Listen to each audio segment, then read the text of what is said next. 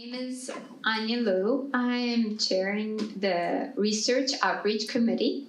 And today, me and Dr.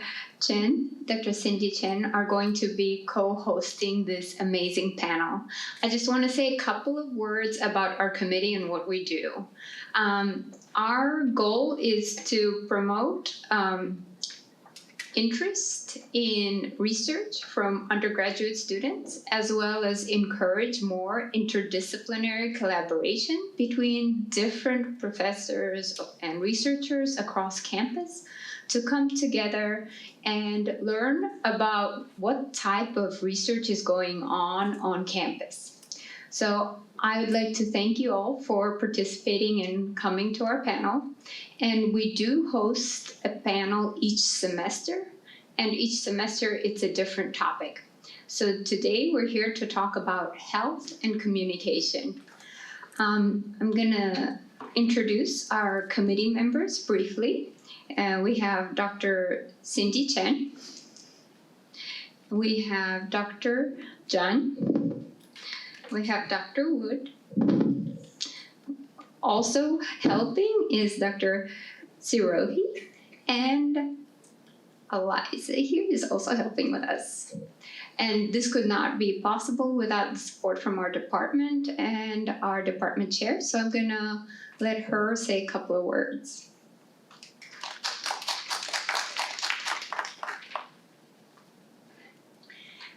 Thank you all for coming, and thank you all for agreeing to be panelists. I want to also thank Anya. This research outreach panel was her idea, and I think it's been very successful. And so I am grateful for all of the committee members and the effort that you guys put in. And I'm very excited to hear what you guys are going to share with us. Based on our lunch conversation, it promises to be a very interesting panel and a very interesting conversation. So thank you all for coming. And Anya, would you like to say anything else? Cindy, Dr. Chen? Good afternoon, everyone. Thank you so much for joining us today. We are very pleased to see you here.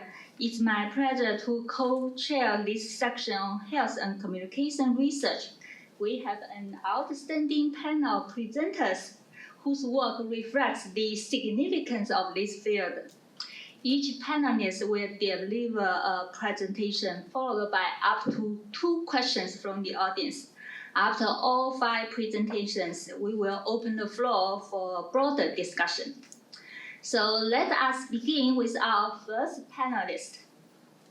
Our first speaker is Dr. Praphul Joshi, professor in the Department of Public Health and Assistant Director for the Center of Research Excellence and Innovation. Dr. Joshi will present Addressing Health Disparities in East Texas using the CBPR model. Please join me in welcoming Dr. Joshi for her presentation. Thank you very much, and very happy and honored to be presenting here. Very good to see the participation from our students, faculty, as well as all the other participants being online. I'm Praphul Joshi, professor in the Department of Public Health, also serve as a assistant director for Center for Research, Innovation and Research. And also, I serve as the executive director for National Social Science Association, which is a very good common bridge between this particular department and the kind of things which we do, which we always work with health, public health versus sociology and social issues. Which brings up to today's topic. My research primarily focuses on addressing health disparities and working with rural and underserved populations. So for over 20 years, I've been working with multiple locations.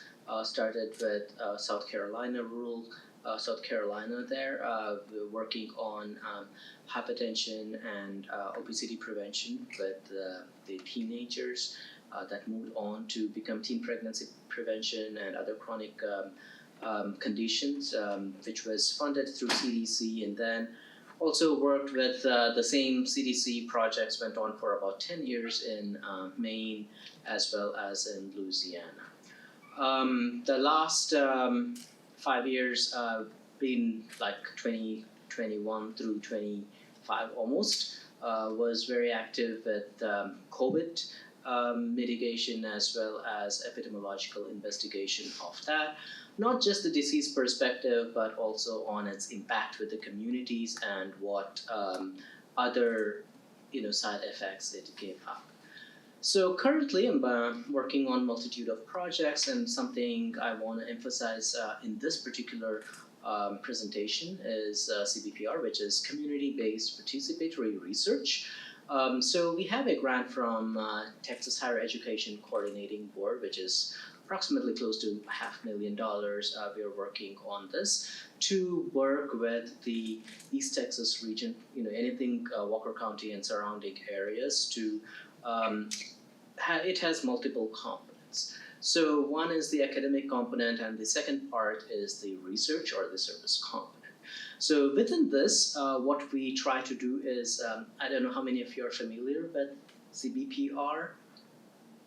So typically what we do as researchers is we have a habit of going to whatever community, collect data, publish, and do stuff. Or next step is implement interventions, whether it is clinical-based, community-based interventions. We go through PubMed or anywhere else, look for best practice approaches, and we come up with something, implement, go back. What is the gap which is left behind that is the community input. So oftentimes we ignore what the community actually wants, what their interests are, and if they really have this as a priority project. So the beauty of community-based participatory research is we do an initial assessment on the community strengths and limitations. So we are in that phase of actually, we have a couple of graduate students working. Rachel is one of our new hires. So they are working in contacting the local nonprofit organizations, public health units, anybody else in the community, what they serve. The other thing which they also ask about is their research and community readiness, is what kind of things are working well for them and what are some of the things which are not working well for them. And then we add the third layer on adding ourselves in. So if we were to come there as public health researchers, how would you benefit from us? So because what we think we have the expertise and we want to do something is different a lot of times from what the community wants, and their challenges and needs are entirely different.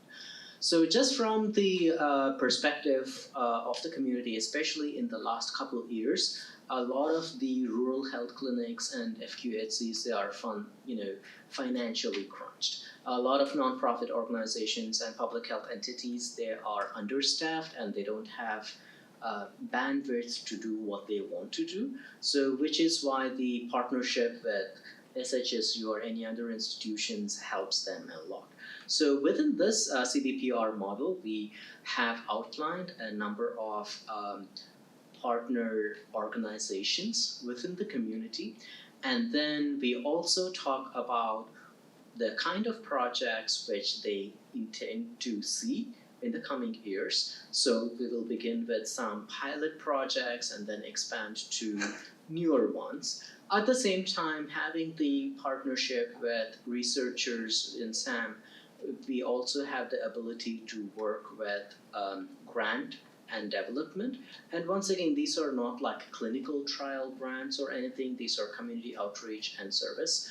Also, we do evaluation, which is a program on existing interventions which are working or how best we can improve what they have. So that's what we do in the CBPR model, is a lot of data collection, quantitative, qualitative pieces of information. It's like putting puzzle together.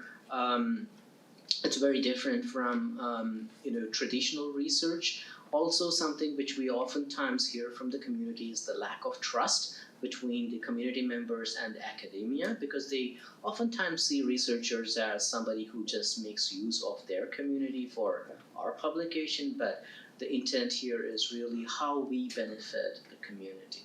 So that's what is currently going on. And once again, within this own group, in my prior conversation, as well as my own research, I feel there is a bridge to partner with multiple faculty members or even students for this, and we have a number of students working on the project as well, and that is something I'm passionate about.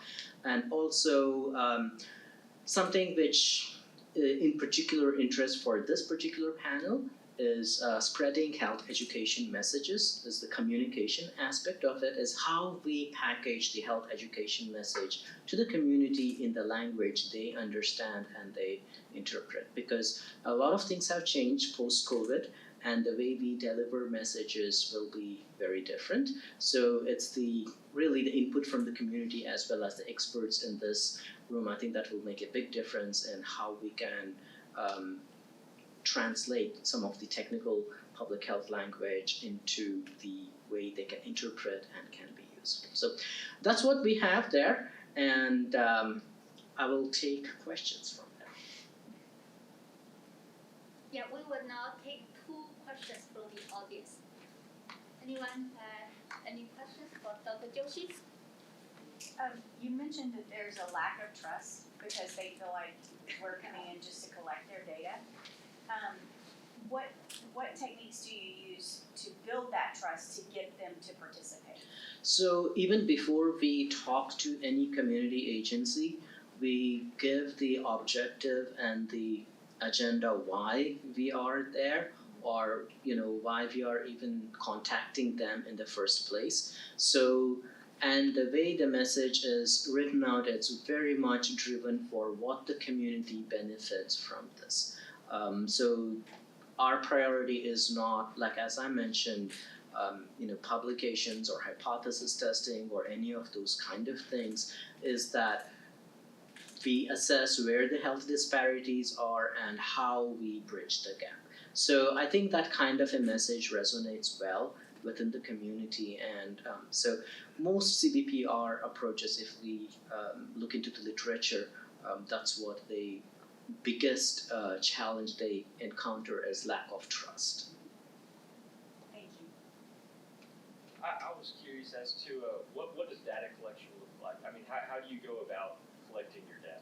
So the way we approach that is we go from an organization perspective. So the initial set of data collection will include what the current service or research capacity each entity has, whether they have the bandwidth to do any of the kind of outreach they want, or where they see gaps. So for example, like a rural health clinic may say they are seeing an uptick in STI, so they want to see something more in terms of STI education. So, or something else we hear. So that gives us an idea on, okay, this is what they want and this is where we can help them with. So that's how we approach it. Wonderful. Thank you. Thank you very much. Thank you, Dr. Joshi, for your wonderful presentation. Next, we have Dr. Peggy Taylor, Assistant Professor in the College of Medicine. Her presentation is titled An Interdisciplinary Approach to Improving Prenatal Care Experience in High and Low Risk Pregnancies. Please join me in welcoming Dr. Taylor.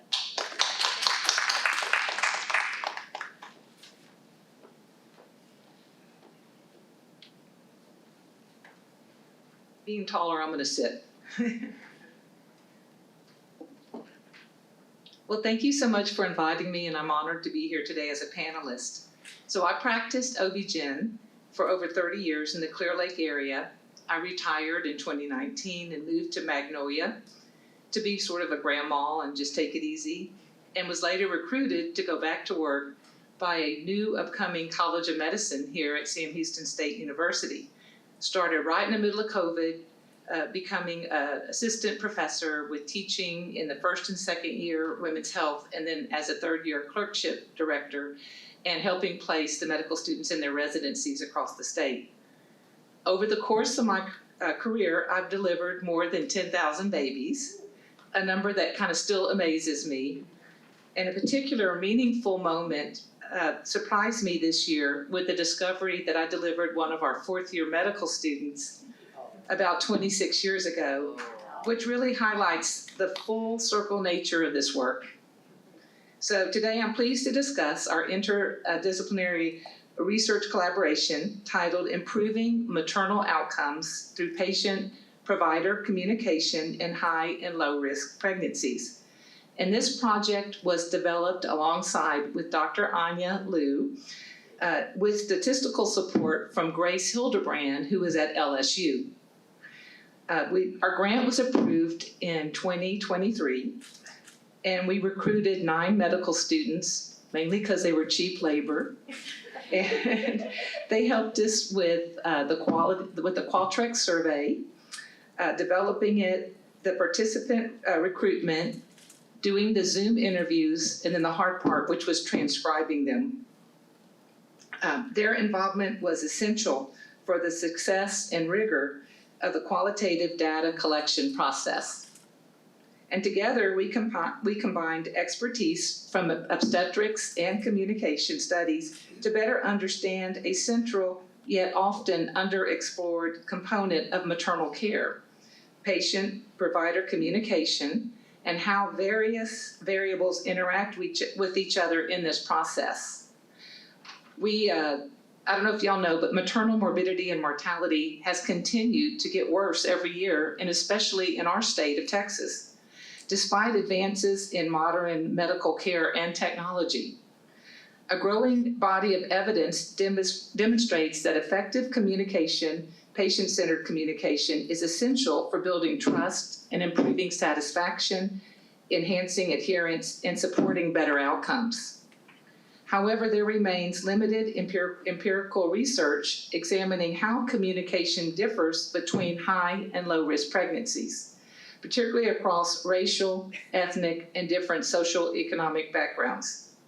This study integrates obstetrics and health communication to identify communication practices that improve patient experience and may help reduce preventable maternal harm.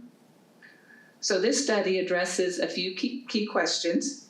How does provider communication differ in high versus low-risk pregnancies? What types of support messages are most effective across pregnancy types and demographic groups? How do socioeconomic status, race, and ethnicity shape pregnancy experiences? What is the role of patient-centered care, responsive clinical behaviors, and shared decision-making? And finally, how does uncertainty influence trust and satisfaction in the patient-provider relationship? So we used a mixed method design to capture both broad patterns and lived experiences. We recruited 600 pregnant women across the United States, 300 high-risk, 300 low-risk, all ages 18 and older. Initial recruitment efforts were conducted through Facebook maternal support groups. However, due to a high volume of fraudulent responses, i.e. getting thousands of IP addresses to Nigeria, we transitioned to Prolific, a vetted online research platform used to obtain high-quality data from verified participants. And then quantitative data was collected through an online Qualtrics survey. And then to deepen these results, we conducted 60-minute Zoom-structured interviews with 40 volunteer participants split between high-risk and low-risk pregnancies. Survey data was analyzed using SPSS, and interview data was examined using grounded theory coding to identify major themes and communication patterns. And the patients received compensation through the Prolific. They were paid based on the length of their survey. And the survey was conducted at 3 different time points and included the original survey, and then we did a follow-up survey and a postpartum survey leading to a longitudinal study. The interviews were conducted with 29 women who were at that time pregnant. Across both quantitative and qualitative data, several patterns did emerge. Patients who experienced clear, empathetic, patient-centered communication reported higher trust in providers, greater satisfaction with care, and increased involvement in decision-making. High-risk patients in particular reported heightened uncertainty, shaped not only by medical complexity, but by how that information was communicated. Common dissatisfaction themes including feeling rushed, lack of empathy, and insistent messaging between providers. We had 6 poster presentations at national conferences by our medical students, and I'm just going to very briefly tell you about those. One was a barrier to management of hypertension and high-risk pregnancies, identified inconsistent monitoring, delayed escalation of care, and variability in guidelines adherence. Mental health and OB-GYN care, patient risk stratification and outcomes, found mental health significantly influences engagement and perceived risk. Influence of geographic distribution on high-risk pregnancy prevalence showed rural populations experience higher risk and reduced access to care. And there's a few more, but just for time's sake, since I'm on the 10-minute rule, I'm going to skip on to the next one. So just this month, Dr. Liu and I and Dr. Hildebrand had our first published paper in the journal Patient Education and Counseling, and it was titled Patient-Centered Communication, Trust, Uncertainty, and Informational Support, Testing the Communication Pathway Model in OB-GYN. Using data from 549 pregnant women, we found that patient-centered communication increases trust, and trust is the key pathway to informational support. However, pregnancy-related uncertainty alters this relationship, weakening indirect effects through trust while strengthening direct effects of communication on support when uncertainty is high. So this suggests uncertainty functions as a psychological filter shaping how communication is interpreted in clinical care. My favorite study, though, that we are going to have to resubmit because it got given back to us, is gender differences in OB-GYN communication. So this is satisfaction, support, and communication, pregnant patients' perception of male and female OB-GYNs. So in 555 survey responses and 28 interviews, we found quantitatively male OB-GYNs were rated slightly higher in trust, overall satisfaction, and lower patient uncertainty. Kind of surprising to me. Female OB-GYNs were rated higher in informational and emotional support. Qualitatively clear gender patterns emerged. Female providers were described as warm and emotionally supportive. Male providers were described as structured, efficient, authoritative. Patients were more often likely to refer to them as doctor. Patient preferences varied by context. Some prioritized emotional connections while others preferred a more direct, calm approach in high-stress situations. Overall, findings showed comparable clinical quality across genders, but patient perceptions are shaped by gendered expectations that influence trust, empathy, and satisfaction, highlighting the importance of balancing technical competence with emotional attunement in the OB-GYN care. Okay. So our last study is under revision. We have another study, Navigating Uncertainty in Patient Care and Pregnancy, Trust, Satisfaction, and Health-Centered Communication, that has been submitted to the Journal of Communication in Healthcare. But let me just go ahead and close. So taken together, this body of work demonstrates that improving maternal outcomes requires more than just clinical excellence alone. Communication quality, emotional support, and management of uncertainty are central to patient experience. Ultimately, obstetric outcomes are shaped not only by clinical care provided, but by how information is communicated, how uncertainty is addressed, and whether patients feel heard, respected, and supported. Okay. I'm going to stop here. Thank you. Wonderful presentation. We'll now take 2 questions from the audience. Anyone have any questions? So, why do you think male OBGYNs who are more trusted than You know, I still think that people just trust male doctors. I think that it depends on the particularly doctor, of course, but in OB-GYN, I will tell you that most of the males that I work with are very compassionate. I mean, they do it for the delivery of the baby. They most love women. They love women's care.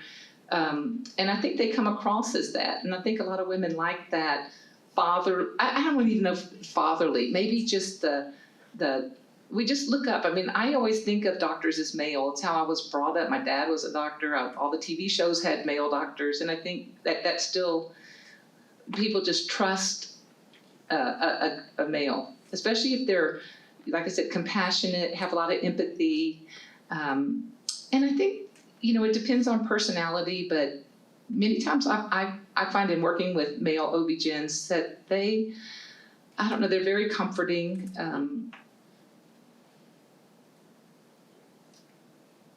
Good question. I've worked with some mean women OB-GYNs too, so that, you know. We can take another question. Anyone? Mm-hmm. How did y'all decide the level of pregnancy uncertainty? So Anya, you wanna? Yeah, we use an uncertainty scale, and we modified it a little bit to put it in the situation of pregnancy, and in particular about the level of uncertainty in the communication between the pregnant woman and her OBGYN. Can I ask a question? Absolutely. You might have to answer it. No. What was like the most memorable delivery of a baby out of the 10,000 deliveries that you've had? Okay, so I will tell you, and I was telling the story, I delivered one of the astronaut babies. The one just recently, I don't know if you know, not this group that just came back, but there was a group that went to the space station, and I don't know if I can say it, I guess online, Michael Finke got sick, and they had to bring the whole group back from the space station. This happened like 3 months ago, and he had the inability to speak. And I had heard that they wouldn't say who it was or what was happening, but when I saw him speak, and I saw his name, I thought, oh my gosh, I delivered his 3 babies, or his wife's 3 babies, back in 2004. And so, interesting, the second baby I delivered, he was on the space station. We didn't have Zoom and Facebook and all that, so we set up cameras at the space station, and they had the cameras in the delivery room, and he was able to watch the delivery of his son.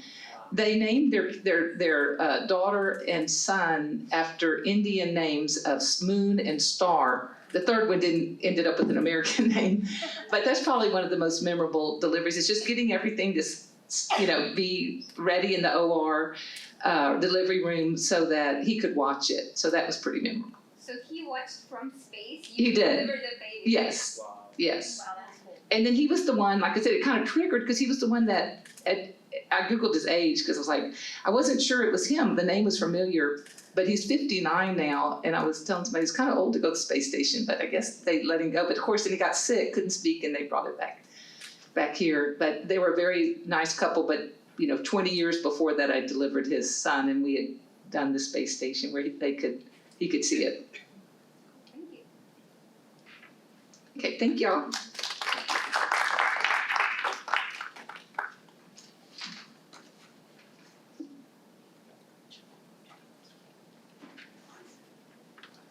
Thank you, Dr. Taylor, for sharing your study, and congratulations on the publication.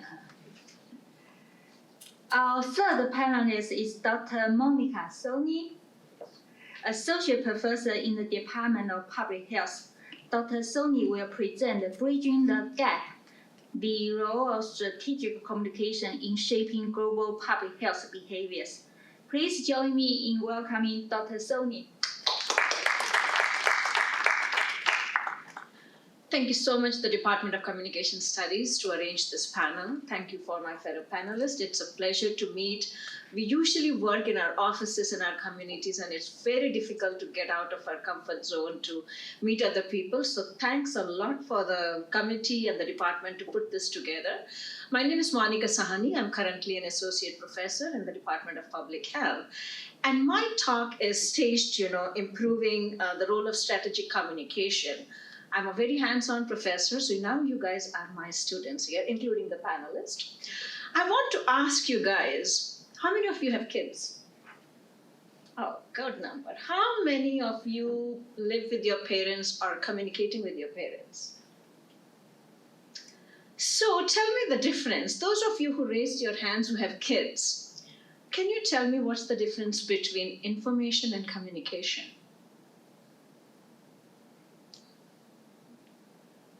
Many of you raised hands, you have kids, right? Yes, please. Some may say that information is the delivery of a message, but communication is understanding and reciprocating of acknowledgement in that process. Are you sure you didn't look at my notes? No.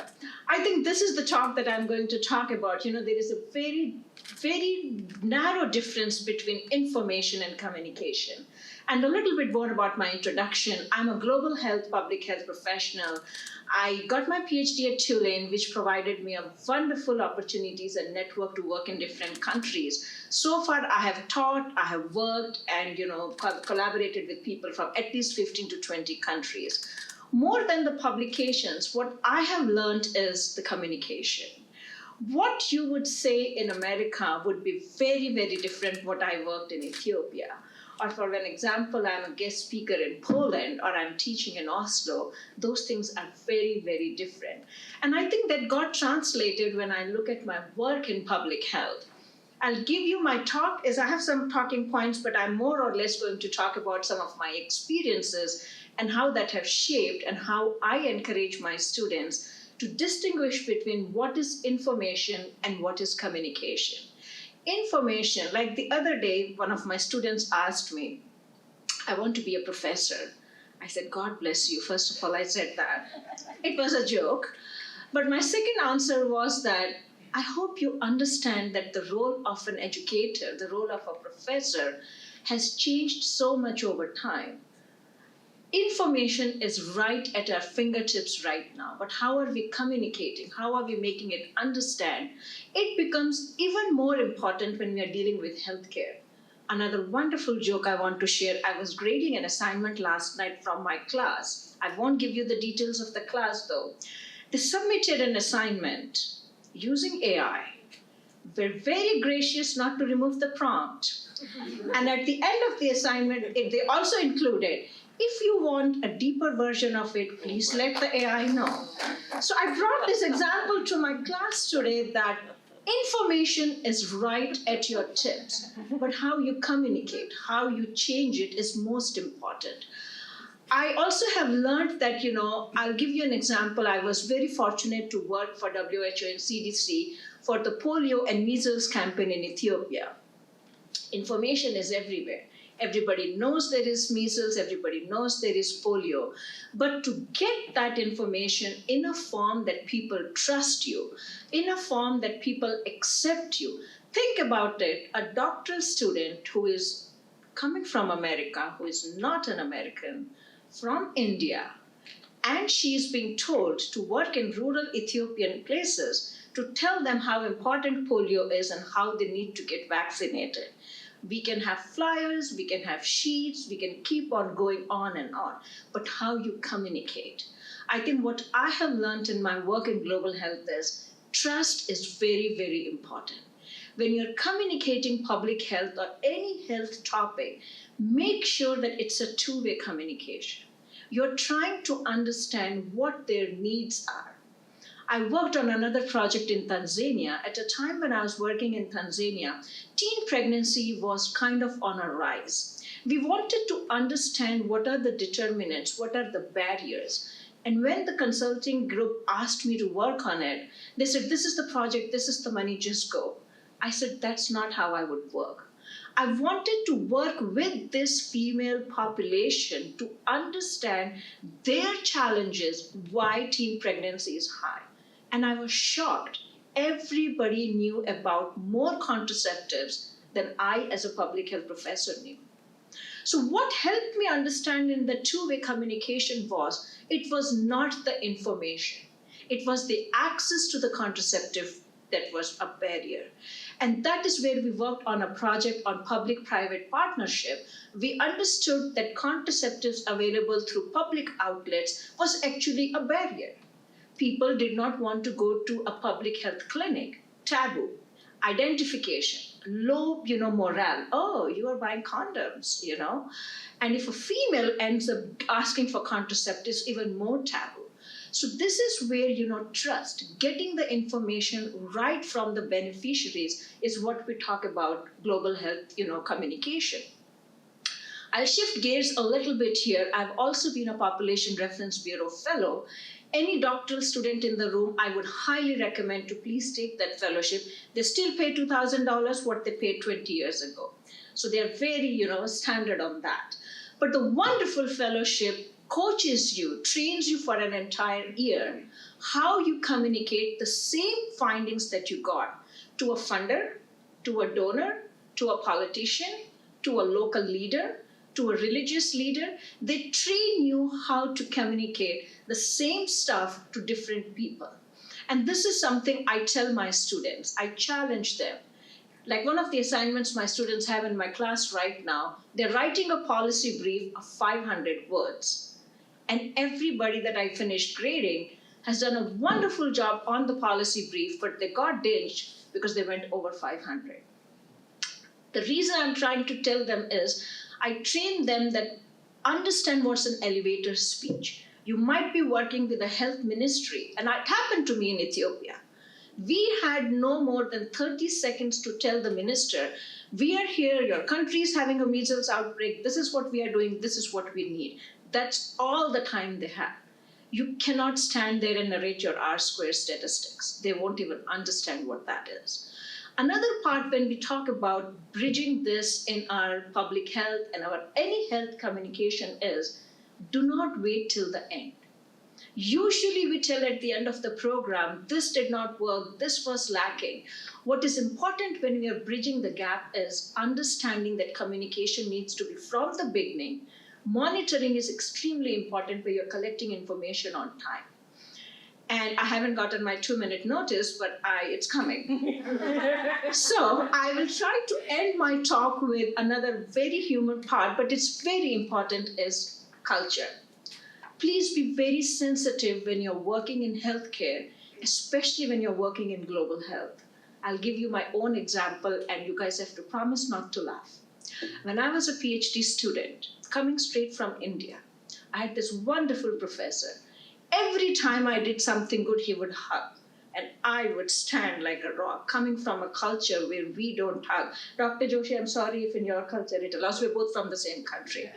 But I was born and raised up, you don't hug, especially the community I was brought in. And I would stand stiff and I would assume he would get that clue, that I'm not comfortable. But the word spread around in the department was like, she is so stiff. And then one day I had to go and tell that doctor, listen, the area where I come from, we don't hug. And you do not want to ask me what the look on his face was. Why I'm trying to bring this is, it is very important when we work in healthcare to understand not where we are coming from, what is culturally and communicatively important to us. It is very important to understand what is important for them. So I will end my talk over here by saying that trust, making sure that it's all throughout your programs or any work that you're doing, be extremely culturally sensitive, no matter even if you're from the same culture, the same country. I applaud you for your attention and thank you for the opportunity to speak to you guys today. Thank you, Dr. Sawhney. We will now take 2 questions.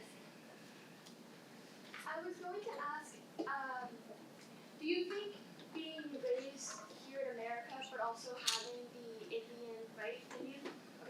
Indian culture helps you to understand and see points in different countries, but also across like different professions, like if you're a health minister or if you're a doctor in some sort of sense? Do you think it helps?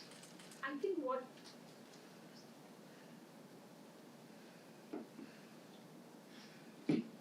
I can be loud enough. Okay. I think what has helped me is I always tell my students, if you're not working outside your comfort zone, you're probably not doing yourself justice. I think I was very fortunate to have opportunities, like I worked in Ethiopia. My advisor at that time thought I was the craziest human on this planet. Who leaves a PhD program, goes out for 6 months for an unpaid work? But to date, if you ask me what has been my most enriching professional experience, it's my work in Ethiopia. I think you can read it, you can listen podcasts, you can ask AI, as my students are doing. But until and unless you dirty your hands, you sit in a room with a minister and know that you prepared the policy brief the whole night and he or she has less than 30 seconds to listen to you. I think getting your hands dirty, experiencing, working with professionals outside your comfort zone is my sincere advice to every student. I have a technical question. I hope it doesn't count toward the total of questions. You mentioned a fellowship that people can go to and learn from. Could you say what that is again? I'm not 100% sure if it's still available, but it is Population Reference Bureau. It's a think tank in DC, and they only recruit doctoral students. And it's a year-long commitment. In my time, they used to invite us for 2 weeks in DC, and then you are assigned a mentor and you work with them the entire year. It's pretty competitive. Don't count me with all this funding cuts and everything if it's still available. But that's the one that really, really helped me. And my very first day of that fellowship, they asked all of us to make our PowerPoints. And we were like, really? These people think we don't know how to make PowerPoints? And next morning, everybody's PowerPoint was thrown outside the window. And they gave us less than 24 hours to polish our PowerPoints based on what they taught us. And that has stayed with me till date when I present.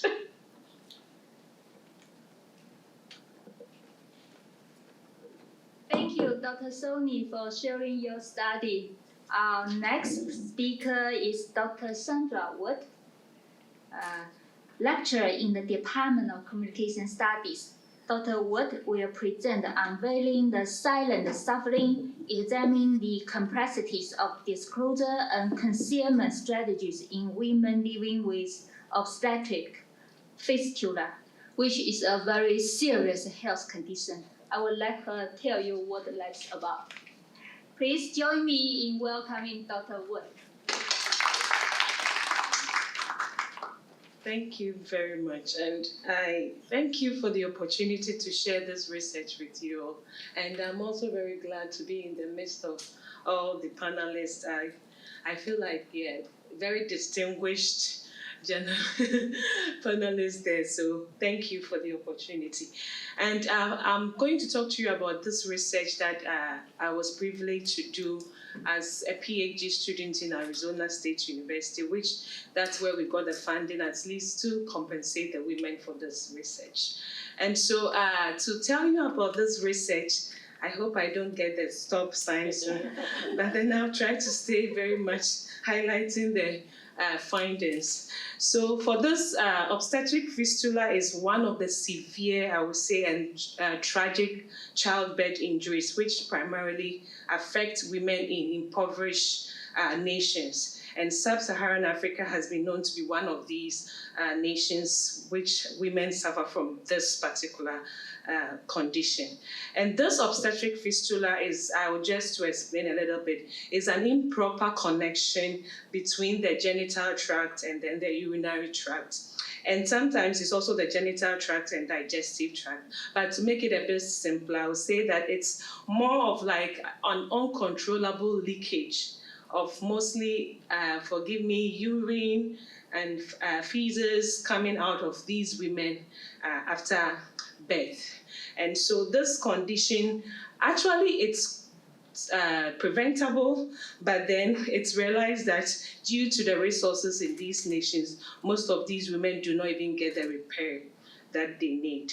So we actually were a group of PhD students who decided to do this work because we saw that this was more in Ghana, but then it was because the idea came as a result of me as a mother and also giving birth in the same country and having to be in the hospital situation where I had to witness this condition of a woman losing a baby as a result of this. And so that became the startup for this. And we use the communication privacy management theory to understand this particular situation. Because our focus was like, why are they not sharing? Because if they are suffering from this condition, and then they should be able to share it. But then, as the most panelists have talked about, sometimes talking to the people themselves reveals a lot of things about them that really educates you, even the researcher, the more. And so we went to talk to these women about these reasons using the CPM model, which helped us to understand the various things, how the dialectic tension in the way they reveal or try to conceal information about this condition. And so we had 2 research questions, which we asked, how do women living with OF manage the disclosure practices? And then the other one we looked at was also how they navigate the non-disclosure practices after their diagnosis. And we did a qualitative study, so we interviewed about 20 women through interview. It's kind of on phone and also WhatsApp because of the distance we were here, and then had to talk to them. And then we did the thematic analysis for that. And looking at the disclosure practices, we tried to break it down into who they talk to, when, what, and how. And because of time, I'll just summarize it a little bit with the disclosure strategies that these women use. So we realized for the who, these women really had primary they call it co-owners that they would share the information to, mostly being their husbands and their parents. And then they sometimes also have secondary co-owners, which were friends or in-laws. But then the interesting part of this is the accidental co-owners, which we found out that for some of these women, this information get out to the zone because they were living with people in this housing situation where you had people living in the same compound with you. And so sometimes as they are quarreling with their husbands or whoever, their in-laws, they insult them with the condition and then the information is out there. So that we brought out the idea of that accidental co-owners of this information. And when it came to them, when we realized that they had these 2 strategies they used, which was more of a spontaneous and procrastinated. And the spontaneous was more of trying to adopt it where participants were unsure about whether they want to tell or make the information known. So became afraid when they noticed that maybe there's symptoms, the way their body is showing, probably they have to say it. And sometimes they had the one that we called it procrastinated because it was more of saying that they want to say it at the right time. And when we looked at what type of information these women shared, we grouped them into full and partial, in the sense that there were some instances where women tried to just give a hint of how they are feeling based on this condition. And then there were situations where they really had to just give the full information. And for the how, well, we looked at the how in 2 points with the disclosure. So the women sometimes open up using direct disclosure. And then we also had situations where they use a third-party disclosure. And the interesting part about this third-party disclosure is that sometimes it's not even their consent, that they didn't give consent for this information to be passed on, but because the maybe health worker or physician had to tell them about the condition, and then somebody was there, so that information had to be passed on to the person as well. And when it came to the non-disclosure, I'll just limit it to the how, because I thought that was more interesting. The way they were able to, they said that they were not going to disclose. And the strategies they used actually was fascinating because we call the first one active avoidance, in the sense that most of these participants that we talked to mentioned that what they did was that because they do not want some of the community members to suspect that they were sick, so they actively avoid going to places that were open. Maybe if there is a wedding, there is an event, or they had to come out. Sometimes some even said that they literally had to stay inside and do hide and seek with their neighbors, so that if they see somebody is out, they will be inside. When they are out, then they come out. So that was the active avoidance. And then we had another strategy, which was more of the active pretense, which we saw that participants had to feign. And this was very, I would say, sad, at the same time fascinating to us to understand, because participants said that in these cases, they literally had to use something like glue, polythene bags, just to, in a way, or clothing, just to cover themselves in a way that these urine and feces will not come out of their bodies. So they actively pretend that they are okay by using some of these materials to be able to either to sell out there, because if they had to do that, people will not buy from them. And so they had to do that to be able to also engage. And then the last one was the active involvement, which participants talked about the fact that for the active involvement, it's kind of the opposite to the active avoidance, in the sense that they put themselves out there. And so in the situation where they had to also make sure that people will not be asking questions, because this was done in Ghana, and everybody's business is everybody's business. And so you don't want people to be asking you questions. And so in that community, they want to put themselves, if everything is happening, they try to be part of it so that nobody will say that they are sick. That's why they are not engaging. And these were some of the, I know I've had my 2 minutes sign. So these were some of the strategies that these women had to use when they were navigating the disclosure or even non-disclosure practices that they had to go through.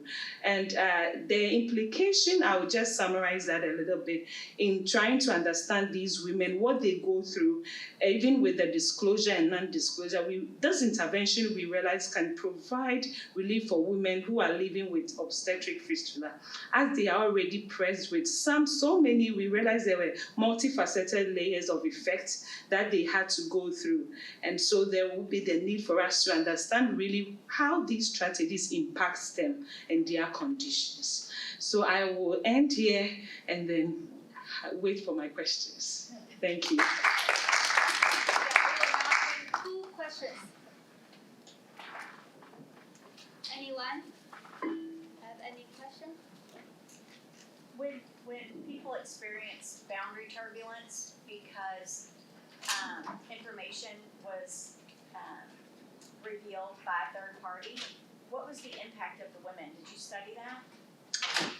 We didn't look at the turbulence with the CPM. We were more of the dialectic tension in terms of the revelation.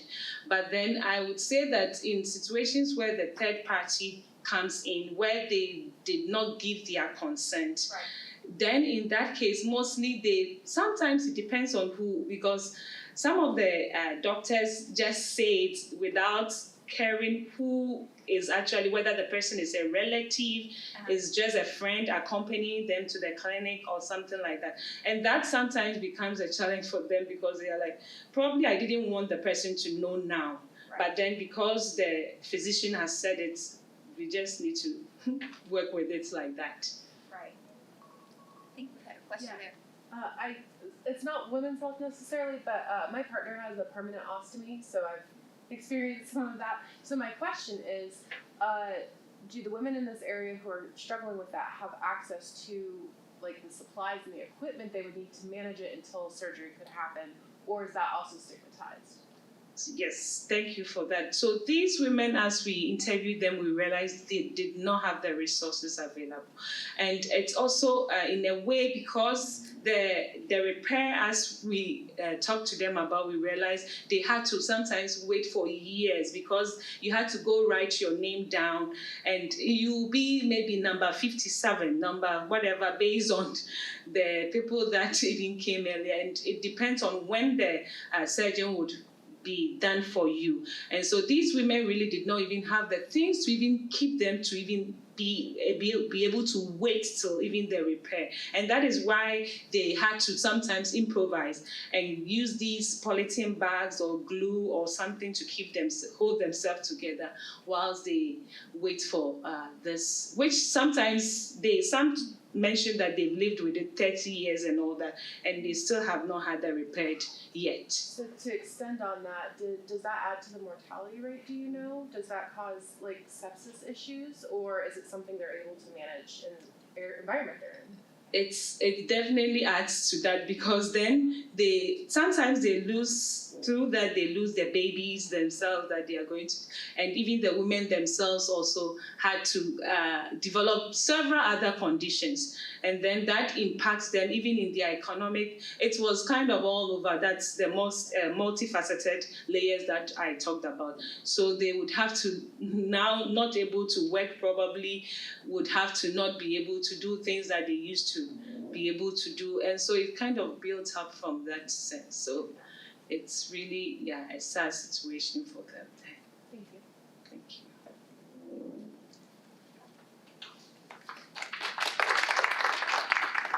Thank you, Dr. Wood, for sharing your research.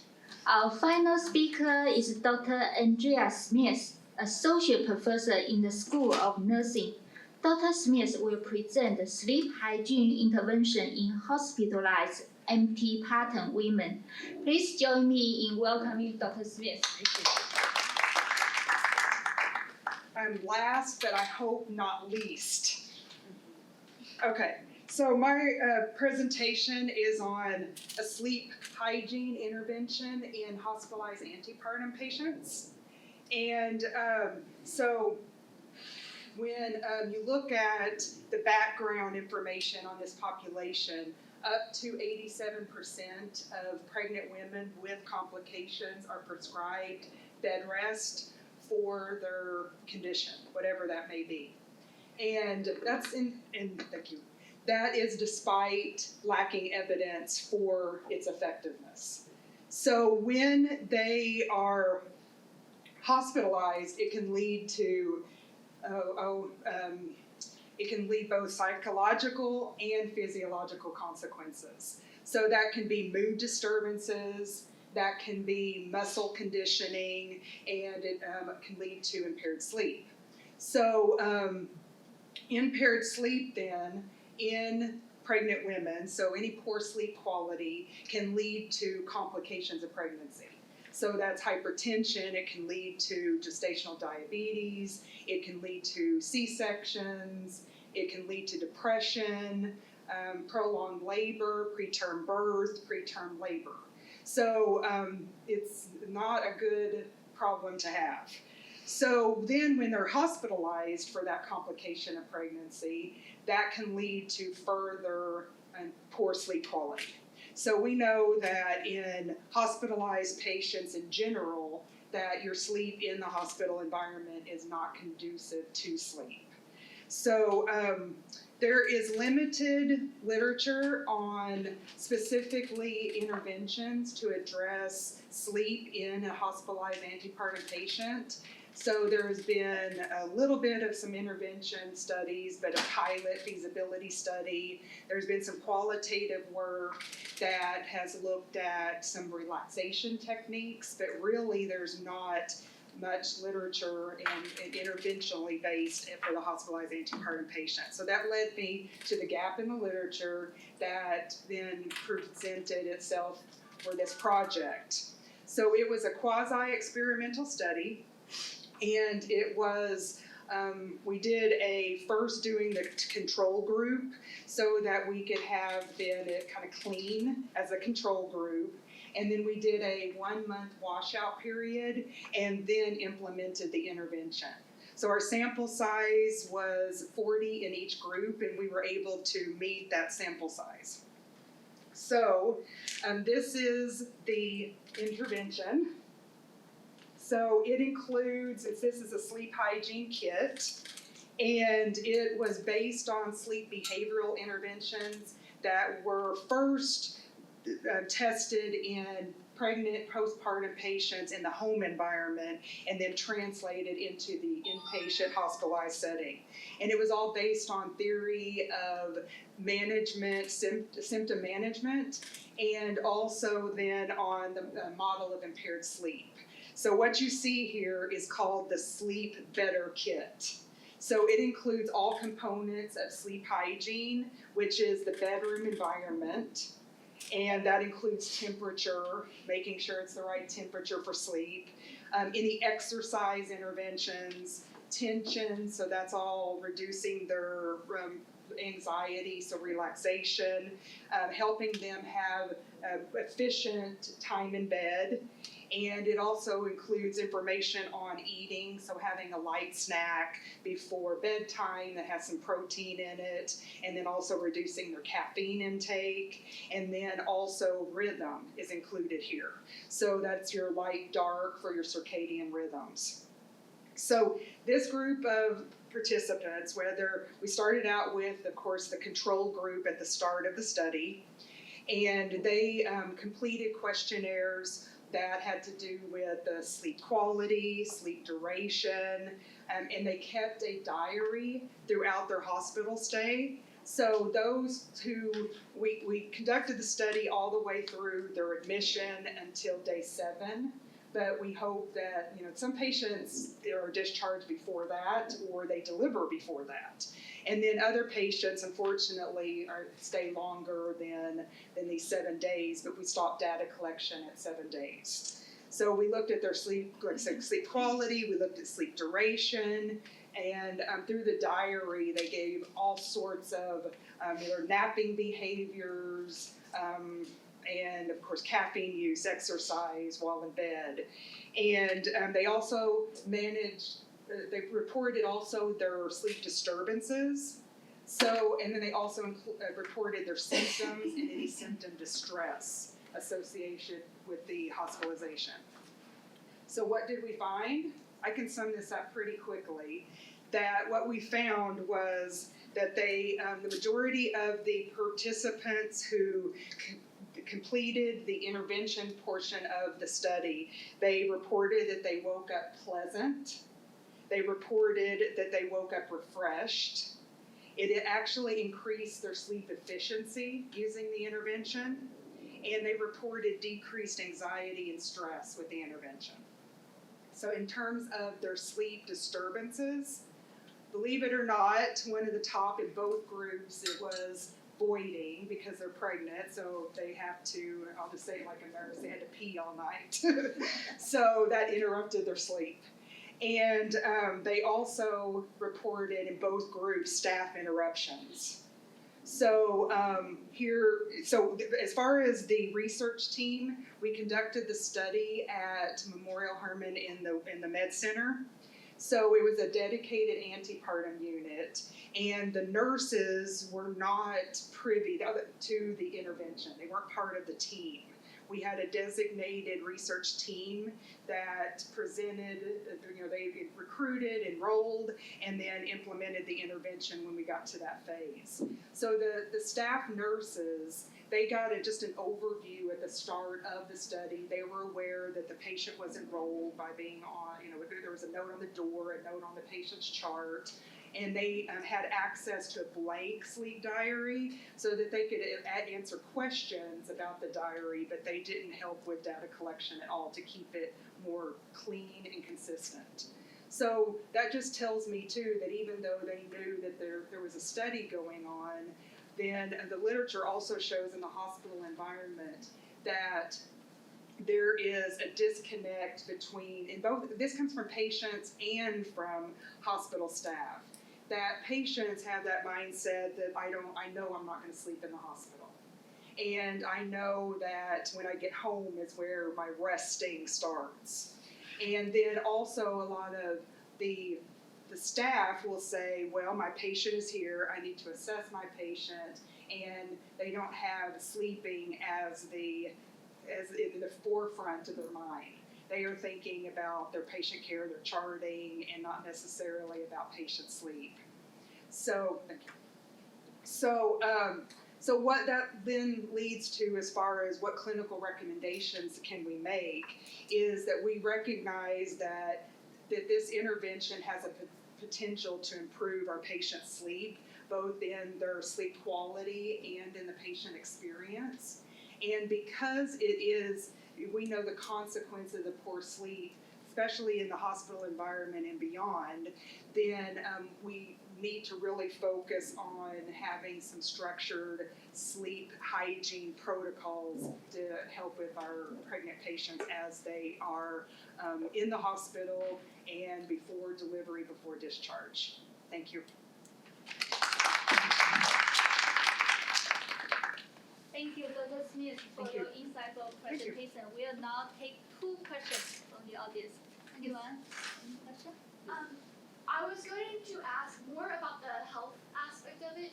When whoever picked the participants in the research, I was wondering if you guys looked at if you guys picked certain people who had like specific conditions that would affect the No, so as far as inclusion criteria, they just had to be female, pregnant, and of course over 18 years old. So any complication of pregnancy, so any admitting diagnosis. So common admitting diagnoses are hypertension in pregnancy, could be blood disorders, it could be multiple gestation, premature rupture of membranes, preterm labor, diabetes, and even sometimes unsafe home conditions can lead to a hospitalization to keep them safe. So to your point, no, we did not limit the actual admitting diagnosis. We collected that data, of course, but we didn't filter it by diagnosis. Right. I was just curious because I was wondering if you had observed like, say somebody had like a confirmed diagnosis, like if that affected their sleep more than the ones who were just in for like a regular hospital stay because of their because like just a labor or C-section. Yes, and we did, of course, an a priori power analysis, but because it is a 40 in the control and 40 in the experimental, I cautionably would break down that simply because of the sample size we had. But the intervention itself is cost effective, it's feasible, it's easy to implement into a standard antepartum unit environment. Yes? On that unit, do they have prohibitions about waking people or doing rounds at 6 in the morning or whatever? Because every time I've been in the hospital, they just come in whenever they feel Whenever like they feel like it. I would say that in the women's services area, it's a better control, especially in postpartum, because they really try to foster that quiet time, because that whole quiet time initiative began in postpartum. But these are, and that, it has since been moved to med-surg and beyond type environments. So I think we're more aware in pregnant, because they're not sick, Right. per se. So we're more aware of that strategy and trying to, but I wouldn't say that, no, it wasn't formally a quiet time environment. Got you. Okay, thanks. Mm-hmm. We're better than we used to, instead of the 4 a.m. lab draws. Thank you. Yeah. Yes. So don't get me on my soapbox about the hospitalized sleep patient. And as we close out, I would just want to say that my publication is currently under review in MCN, which is the Maternal Child Nursing Journal, and it's I'm working with the editor right now, and I just got an email before I walked up here, so it's almost ready for publication. So, almost hot off the press. Thank you, Dr. Smith, for sharing your research. Congratulations again on you. your publication. Thank you to all of our panelists for their insightful and wonderful presentations. And Dr. Anya Lu will continue to facilitate the discussion. All right, so this is a fun part. We have a very manageable crowd. So how many of you are students? Raise your hand. 6. Perfect. And faculty? What? Perfect. Yeah. I think we have enough time to kind of get to know our audience a little bit. What do you guys think? Do you mind if we're gonna go around and each of you introduce yourselves? Just maybe say your name, what department, and what you teach or what you are studying. Before they start their introduction, can I say something?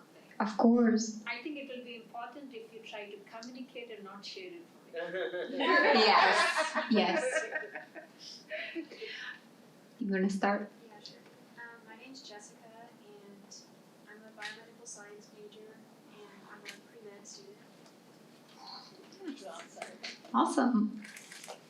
My name's Justin.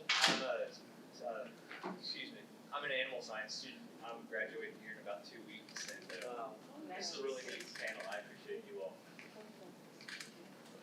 My name is Lucy. I'm a criminal justice major with a communication studies minor. Yes. My name is Sydney. I'm a communications major with animal science minor.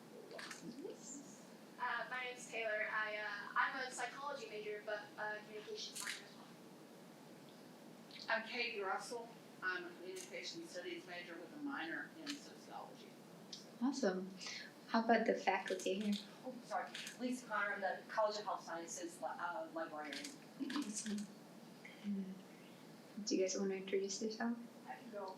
I'm Akansha Sirohi. I'm from Com Studies. I'm a visiting assistant professor there. Hi, I'm Liza Kabugal. I'm lecturer with Com Studies. Russell Willardson, Department of English, and former contractor, technical writer with the CDC. I'm sorry, I'm the marketer for the college. I'm just here. You still should share your name. You just Oh, I'm sorry, I'm Tiffany. Tiffany, you've been taking pictures for us, right? Thank you so much. We appreciate that. Okay, so I have a couple of, before I do my questions to the panelists and have panelists communicate with each other, I want to open up the floor and ask, do you guys have any additional questions or anything you want to ask our panelists? And it doesn't have to be particularly about exactly what they talked about. It could be your interests, anything like, what do you think about this? And you can direct it to all the panelists, or we have their name tags to direct to somebody particular. I'll start. Dr. Smith, so this was an interesting intervention, and my mother was a labor and delivery nurse for a long time and is a nurse practitioner. So where does the communication part fit into this? And with Dr. Wood's study, where there's taboo things, and can be, and as Dr. Sawhney said, sometimes there are some things you can only say in certain ways, or you don't say them. But what are the communication challenges around this situation for those patients? Well, my background is also, before coming into academia, is labor and delivery. And also I worked on an antepartum unit. We're cross-staffed. And I also worked in high-risk OB home health. So I went to wherever they were. So sometimes in their hospital environment, sometimes at their home environment.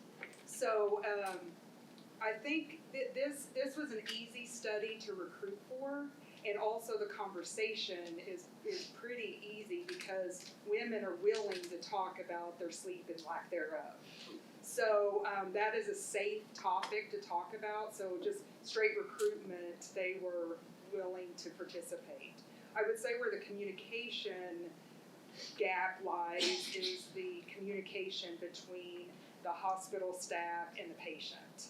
Because the hospital staff may have some expectations, and just like I mentioned, that they may need, or we have to get this lab done, we have to go in and take vital signs, we have to chart, whatever that they're focusing on their 12-hour shift as nurses, and they may not be as cognizant or willing to think about the patient side of that.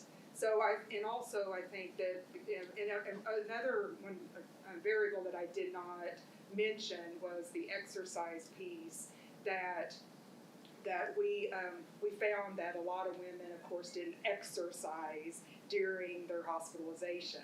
Not because they weren't allowed to, because the majority of them, 87%, actually they were able to have bathroom privileges. So that meant that they could get up and walk around their room, take a shower. So they weren't necessarily limited, it just wasn't stressed. So as far as, I think that we need to do a better job as nurses of being able to communicate, because it's almost like, well, because I'm on bed rest, I'm not supposed to do anything.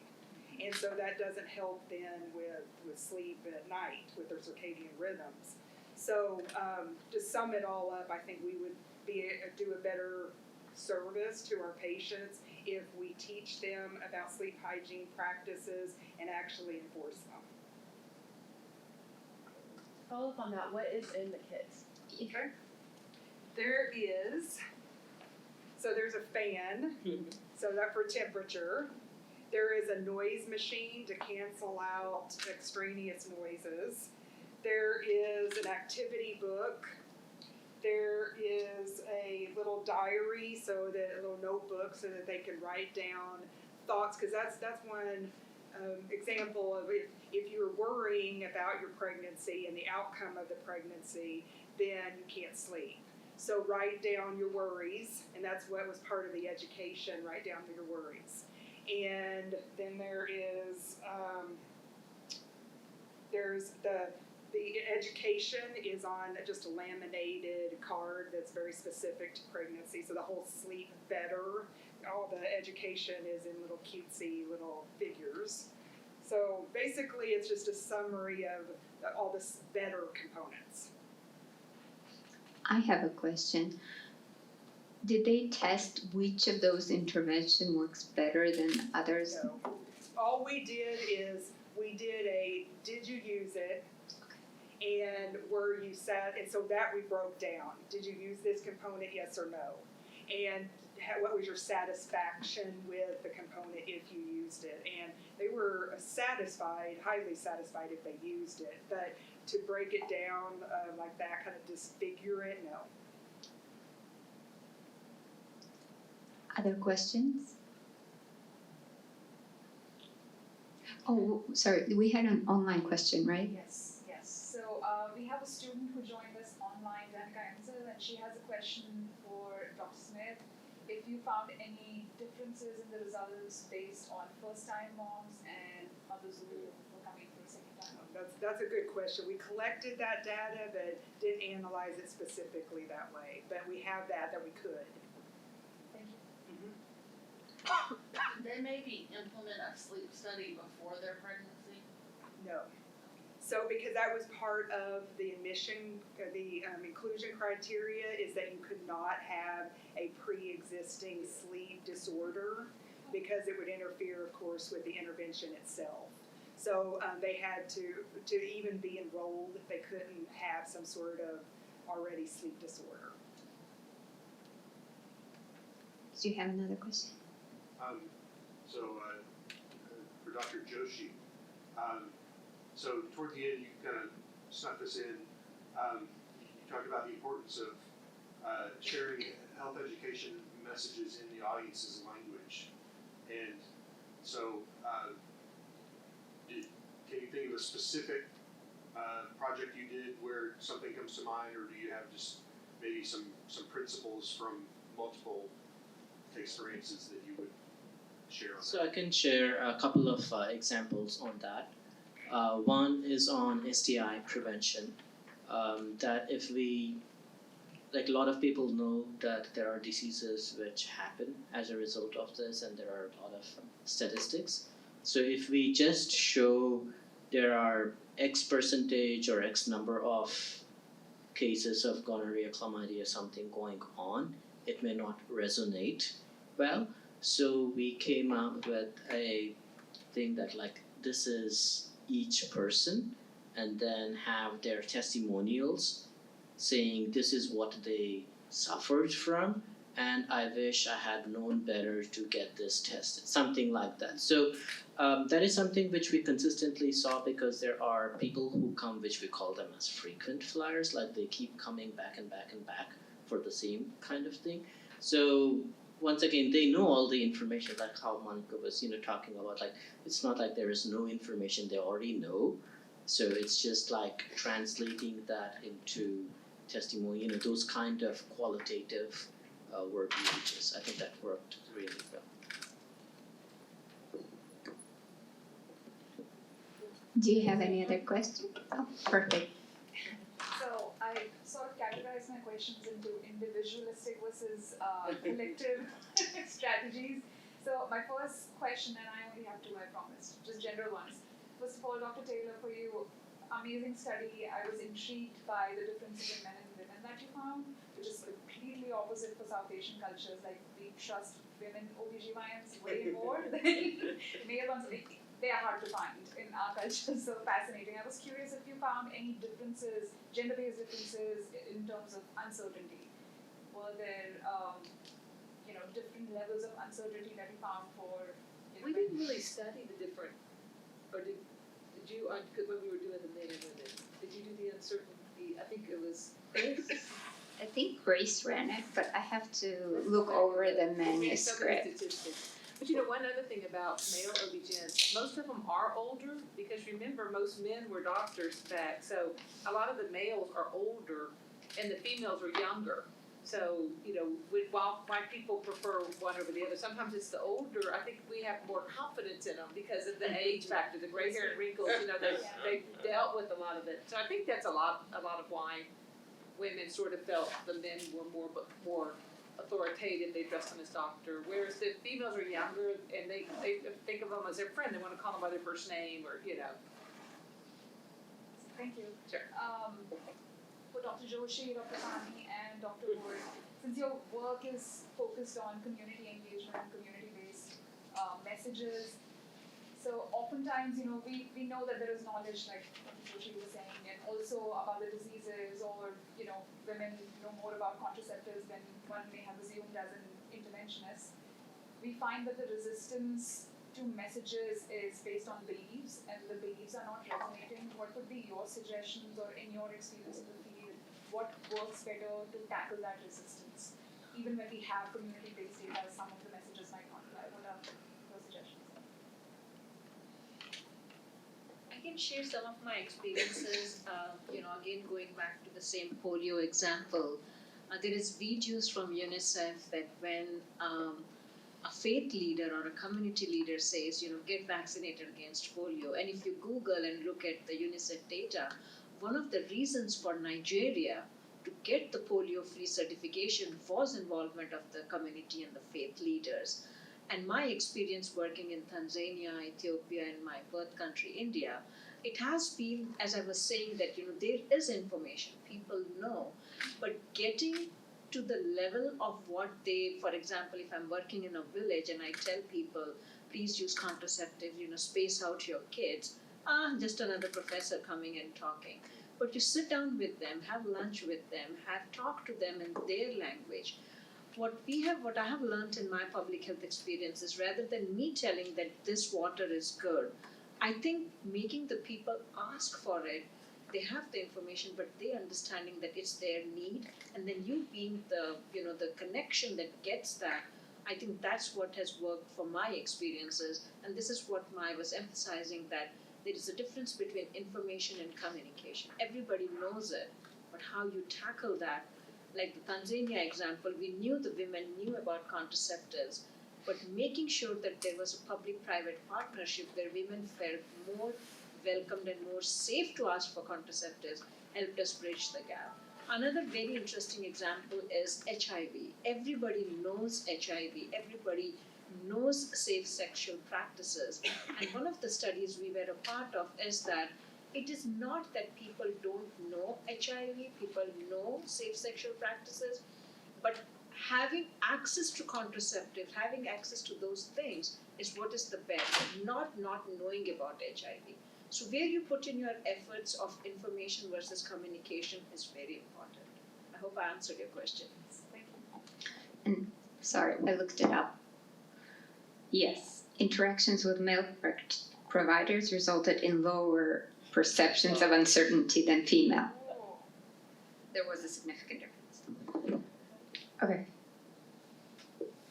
Okay, so you mentioned the resistance part of it, and I would say that for this study, it wasn't really a thing, but then when I think about my dissertation, for instance, because I went to the field and then talked to them about family planning, and so going off from what you said, it was more of the having to understand that sometimes the way we look at these, because I spoke to rural women, and we think that they do not know anything. And so sometimes how we approach the issue is coming from our own savior mentality, that we are coming from Western knowledge and having to save them from their old ways and making it look as if what they are doing is always a bad thing. But then having to make that space for them to sit and understand the things that they are doing, why they are doing what they are doing, really helped, especially for me as I did the study in family planning and trying to understand them in that sense. So they looked, I tried as much as possible, in as much as it was difficult, to also mingle with them, because they still see me as somebody coming in from different, and I had the privileges and all that. But then having to let them understand that now I'm here to listen to you and know that you even rather are the expert in this case, rather to teach me. And that gave them some kind of openness in being able to share what they had with me. And then trusting also community, because some of them, for the family planning study I did, for instance, said that the nurses, for instance, when they went to these hospitals and rather went for some other things, literally treated them as little kids who they have to stop giving birth to children, because they always look, oh, you have 3 children, don't give birth again. And then rather they even shift the focus from why they came to the clinic to other conversations that they might not necessarily be interested in. But then in situations where they really what resonated with them was when these elderly women from maybe their communities could just engage them and then just share their experiences with them, and then having to have the opportunity to even talk, that even rather helped them to rather make certain changes in the way probably they want to give birth to more or not, rather than that kind of showing like we are the saviors and experts and giving you these things to change about yourself. All right, I have a question for the panelists. We have a very diverse panel: public health, nursing, communication, OBGYN representatives here. My question to you is, what first sparked your interest to go into the healthcare field that you are in? Like, why did you choose to do what you do now? And when you were undergraduate students, like many of these students, did you know that this is where you would be? I don't mind starting. My plan all along, probably the first big word that I could learn to spell was pediatrician. So I thought I was going to med school, that was been my life's plan. And I have my degree also in biological sciences from Southern Illinois University. And so probably about my senior year, I changed my mind, because I thought I would be, I'm going to age myself here, that I would be tied to my pager for the rest of my life. But what did I do? I just continued to go on to school. So I just kind of debunked what I just said. But I shift gears, because my mom is a nurse, and my mom is who I would want to be when I grow up, because she knows a little of everything. She's worked in all patient settings. So I kind of started seeing myself shift. So I went to nursing school, and thankfully, because of my degree in biology, then it was I went to UTMB for my BSN, and so I was able to just do the 2 years of nursing there. And when I finished, I, of course, went into labor and delivery, like I said, and I really fell in love with the teaching part. of teaching patients, and then when I graduated, I really enjoyed having nursing students, nursing graduates, so as they're the graduate nurses, the GN status, and then just the patient education. So that naturally led me to what was next. I went and got my master's, and I have that in advanced nursing leadership. So I have management, leadership, and all my electives were in education. So it was just kind of my next step that I saw that happening, and my mom thought, she's always said, you're gonna go into teaching, and I didn't believe her. And then another part of just going into the research part, I love questioning. And I see with my students, because I teach the undergraduate research course in the nursing program, and it's at the junior 2 level. So right now they want to be nurses, and they don't see that nursing is really the basis of nursing is research and evidence-based practice, but they just want to start IVs. So, but what I like about the research side is we may not know the answer now, and I don't have to have that fast turnaround time and quick answer. I like how we build over time our knowledge base, and that I really enjoy that and seeing how that impacts patient care.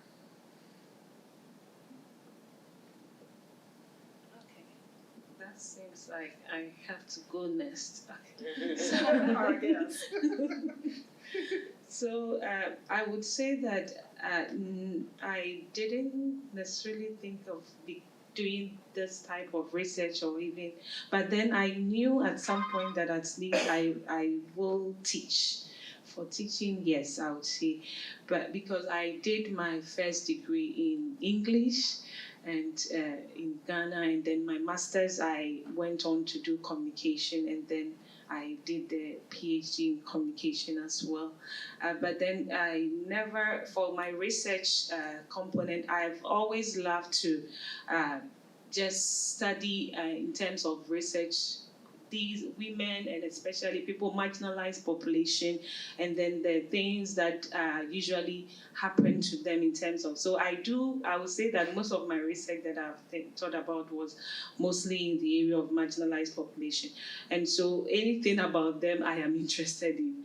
And so for health came in, and then sometimes I do organizational comm as well because of the things that sometimes happen to the women as well in these areas. So I would say that it didn't just come as something that I knew right from the beginning, but as I went on to I would say the realization came in after I did my master's, and then there was I would say a situation where I went to the hospital, and I thought that the physician at that point, my mom was then admitted, was not really coming forth with information for us, as we being my mom being there and then coming to visit. So I was always like, why is it that there is so much gap in this area of not being able to, because in Ghana, it was in Ghana, and so they had a lot of patients, and sometimes they don't have the time for you to be asking questions like that because there is a whole bunch of people lined up to see them. And so the moment you start asking questions, sometimes they feel like you want to show off or you want to show that you know too much and all of that. So I began asking questions like, why is this? Why are we giving this? And then sometimes they get annoyed. But so I was like, okay, probably this maybe is an interesting area that I could go into more deeper and then find out more questions about it and answer through that, so that I'll be able to understand some of the things happening in these areas. So that I would say just came up. But I had actually wanted to be a journalist when I was growing up, to newscaster actually, because I like the way they look on TV. Yes, so I wanted to be that. Thank you so much. In my case, I think I knew that I wanted to be in the area of health, but I really did not know whether I would pick up global health. And I think, again, I have to thank my university where I did my PhD. I was an interdisciplinary PhD candidate with 3 different disciplines. So I think that is where the fascination for global health happened, because it helped me understand what happens in one country, what happens in one city is not replicable. What we study in our classrooms has so much more different, applicability. And even if I worked primarily in East Africa, in Africa continent, what works in Ethiopia can never work in Kenya or Tanzania. So understanding, what we need to do different to challenge ourselves. And I think for the undergraduate students, I would say it's not too bad if you're not very clear right now, but it's also not advisable to keep exploring till your final semester of senior year. So my journey to be an OB-GYN actually started here on this campus. I was a graduate student, so I initially was a veterinary pre-vet at A&M, and the plan was to get married. My husband was going to get his master's in criminal justice, and then I'd we'd move back to College Station and I'd be a vet. And I got pregnant, and so I had all my prenatal care. My journey began right here, and there were no OB-GYNs back then here. There were family practice doctors, and the only thing you ever knew about labor and delivery was what your mother and your grandmother told you, because we didn't have like TV shows and YouTube, and so mine didn't have good experiences. So I was real fearful of childbirth. So I had just a great nursing staff at the Huntsville Memorial, which, by the way, then was here, somewhere located by the campus. It moved out to I-45 years after I gave birth, because this was 40 years ago. And just all the fear I had, but how the compassion and communication between my doctor's office nursing staff and the doctor made me just really enjoy being pregnant and just put my fears to rest and all the hope. And I went through natural childbirth. That wasn't so great, but afterwards, it's amazing. You forget the pain, you really do, and you kind of focus on your baby. But I loved just the process, and it opened my eyes that was what I wanted to do. I wanted to become a doctor and deliver babies, because I just loved that moment when a baby is born and just, their cries and the parents' responses, the nurses' responses. I mean, if you've never experienced it, it's just, unbelievable. Just the hope and joy and everything that happens most of the time. Now that's not 100% of the time, but most babies are born healthy, and it's a great thing to be able to bring that into my patients' lives. So I have a long journey academically. I was trained as a clinical dentist in India, and so I always wanted to be in the healthcare field, but just went through the normal process what every student goes through. But then within the first couple of years, we go through different kind of rotations, and so I had an opportunity to work with very underserved areas. Like we have a lot of slums and a lot of extremely poor populations, which is unthinkable. Like, only when you talk and see them, you will understand, like, is this really happening? And so being trained in the clinical sciences, always, felt that we were doing a disservice by just asking them the clinical question, because there's so much underlying condition. So if you just give them a prescription, that's not going to help them, because who's going to feed them or any of this. So very early on, in probably about my third year, I decided to move to public health.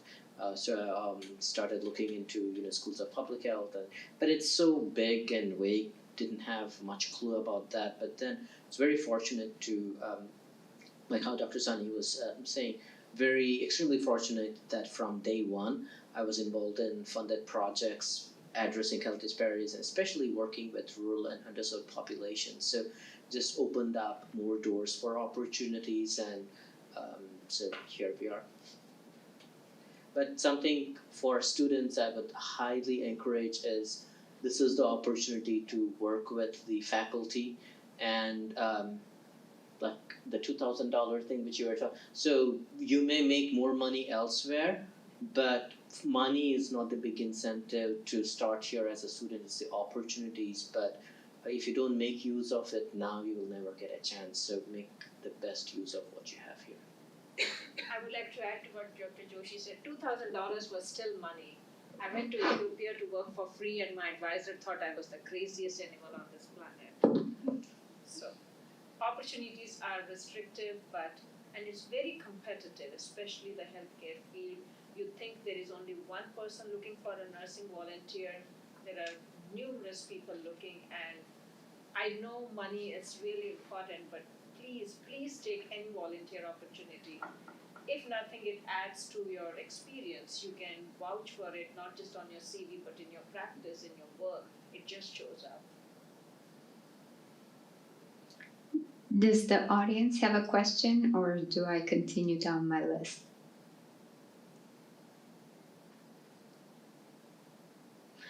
Okay, my next question is about the future.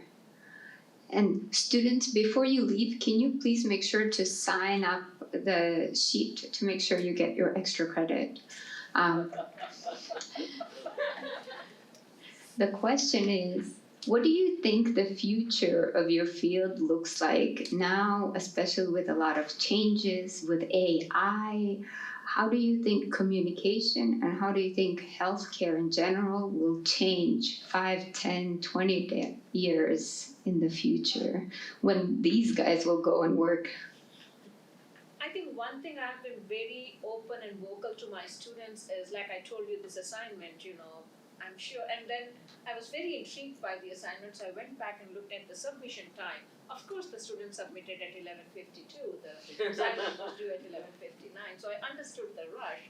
Jokes aside, I think, as I was mentioning in my talk, there is a slight difference between information and communication. You can get all the information that you need from AI, from Google, but what communication comes is, no matter how much you prepare from AI, the communication skills that you will need, your public speaking skills, how you interact with your beneficiaries. If you get into nursing, how you talk, what is your behavior at the bedside.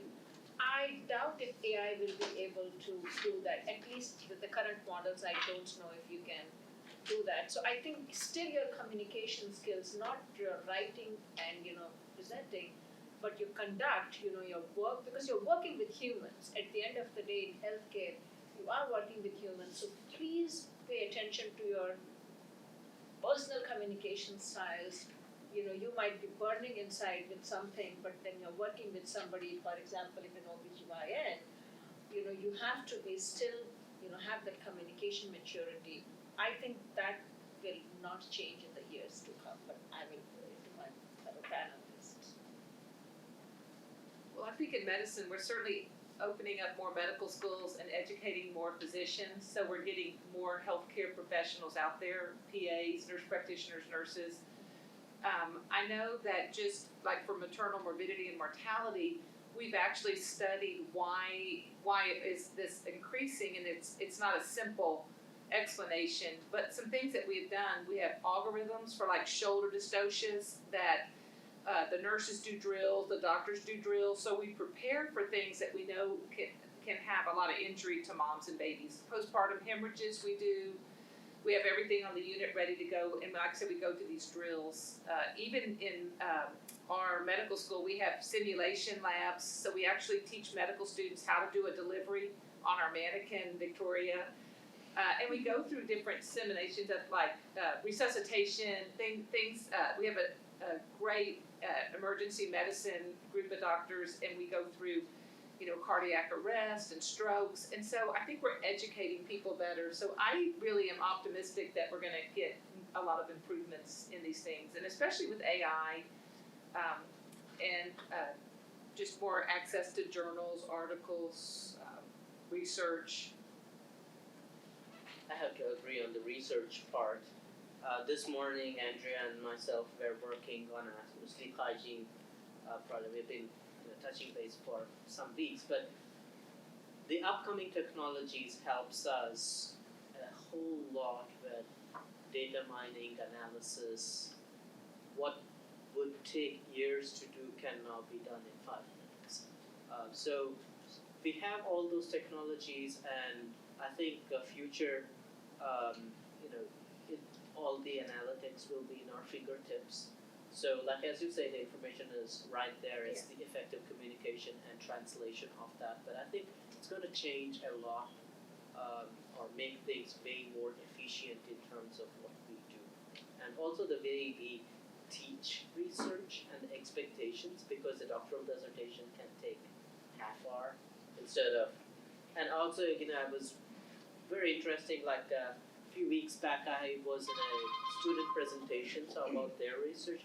One of them was presenting on data collection, but his sample was AI, because he asked AI to generate dummy people, and it actually creates Mr. John to Smith to whatever, and because it knows each one of our behavior, ethnicity, everything, so it mimics the actual population. So they compared with a random sample in a regular population versus AI sample, they both match. So the AI is super smart, but it knows each one of us what we do. So long story short, that study, which could take a long time to get 1,000 people sample, was able to be done in 15 minutes. I'll just add a bit with the communication, health in the sense that I am seeing that for most of the things that is happening in health moving from studies, especially in research from the post-positivist quant perspective now, I see that the future now is going forward where we are acknowledging more work in qualitative, so more of the community-based research, and then using the critical approaches and kind of the cultural lens in understanding more into some of these health interventions and conditions and all of that more than what it used to be, because at least from my own knowledge, I've realized that over time it has been from the fact that it was more of the numbers in terms of a lot of, which is very important, but then that shift I think is going where now a lot of education is happening where we need to now go deeper into the culture of the people and then work more with the community. So having to understand them in that sense and building these trust and all of that is where I see the direction going in research for health communication now.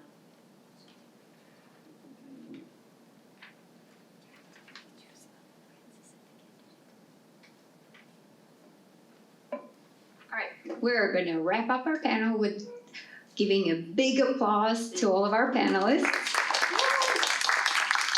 And then just to conclude, we're going to give a certificate for the presenters for doing this. So I'm going to call out their name. If you could step over here, get your certificate, take a picture, another applause, and on your way out, students, please sign that sheet and grab a few cookies with you to go, okay? Faculty as well, we got drinks and plenty of cookies. Okay, first I'd like to thank our first presenter, Dr. Praphul Joshi. Let's give him a hand. Thank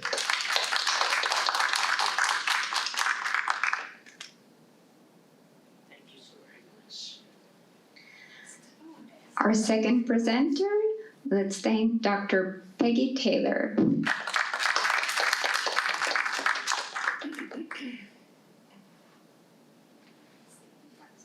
Zoom people can see us. A little bit here. Zoom people can see. There.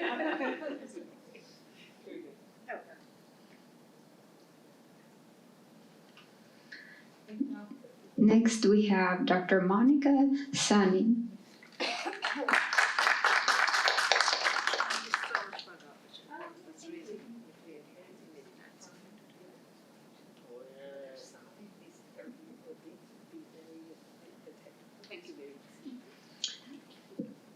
Next, we have Dr. Sandra Wood.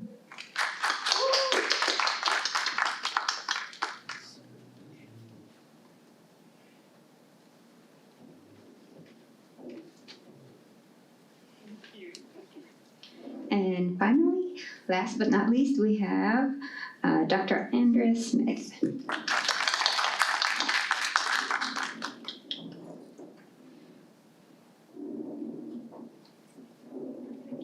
And Thank you all once again for coming. We appreciate your participation, and Francis has a few words. Yes, I want to thank everybody for coming out. Please do get a snack. And mostly what I hope is that the panelists will consider coming back in the future and sharing more about what you're doing, because everybody's presentation was fascinating and it sparked so much interest in my mind, and I can see connections to communication studies and how we can help craft messages that will help you reach your populations, the people that you're interested in. Because you're right, communication and information are not the same thing. I teach that in one of my very first lectures, and I always say that it's about shared meaning. And if you can create that shared meaning, you're much more effective. And a lot of what you guys are also doing is about raising awareness and persuasion. And so I see lots of connections for collaboration. And I'm so excited about what you're doing, and I hope you will come back and share your research with us in the future. Thank you.